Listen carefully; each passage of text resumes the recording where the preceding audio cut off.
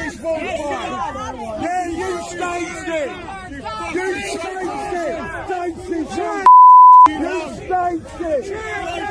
Parliament was in full swing when the unthinkable happened. As MPs debated the future of the nation, a sudden uproar erupted from outside the chamber, protesters, their voices booming, echoing through the ancient walls of Westminster. "Traitor! Traitor!" they shouted, each chant cutting through the debate like a blade. At the center of it all stood Sir Keir Starmer, the Labour leader, frozen in a moment that no politician ever wants to face. Cameras zoomed in, capturing every twitch, every flicker of unease on his face.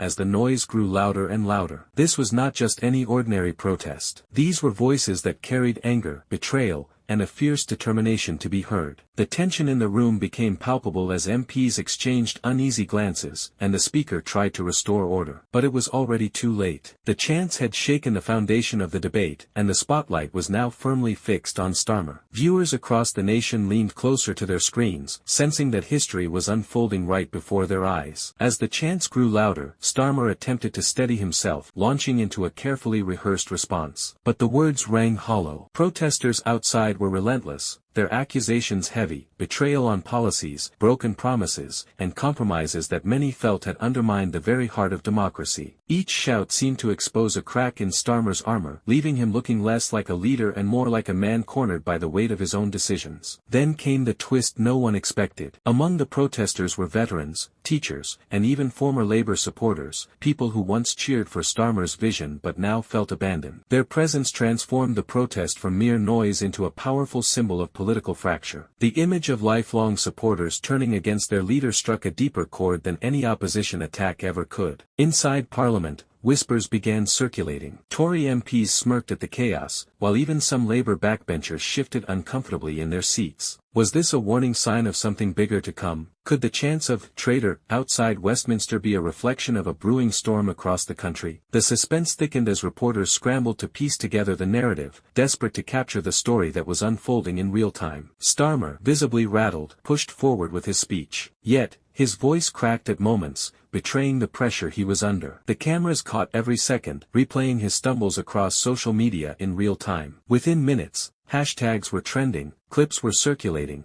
and the public was making its own judgment. This was not just a political event, it had become a national spectacle, one that threatened to define his career. But perhaps the most dramatic moment came when the protesters managed to get their message heard inside the chamber itself. Through sheer volume and persistence, their chants bled into the live broadcast. "Traitor! Traitor!" could be heard by millions watching from home. For a leader trying to project strength and authority, there could be no greater humiliation. Starmer's face said it all. This was a wound that would not heal easily. And as the speaker finally called for a suspension of proceedings, the cameras lingered on Starmer one last time. His shoulders slumped, his expression grim, as if he knew the damage was already done. The question now hung heavy in the air. Was this just a bad day in Parliament, or was it the beginning of the end for Keir Starmer's leadership? Could he silence the growing chorus outside, or would the chants of "traitor" follow him wherever he went from here?